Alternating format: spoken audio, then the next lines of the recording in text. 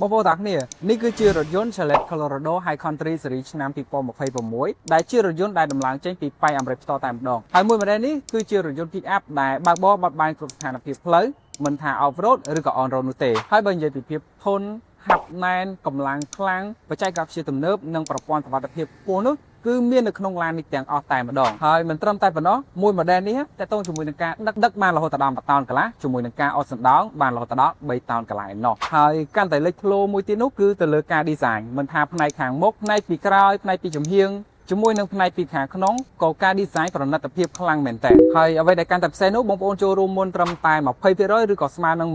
$1200ក៏អាចធ្វើការដករថយន្ត Chevrolet Colorado High Country Series ឆ្នាំ2026នេះយកទៅប្រើប្រាស់បានផងដែរតែតោះជាមួយនឹងរយៈពេលយើងមានពី1ឆ្នាំរហូតដល់9ឆ្នាំចំណែកឯតម្លៃវិញយើងបញ្ចុះជូនរហូតដល់$1000ណោះពីតម្លៃពេញរហូតដល់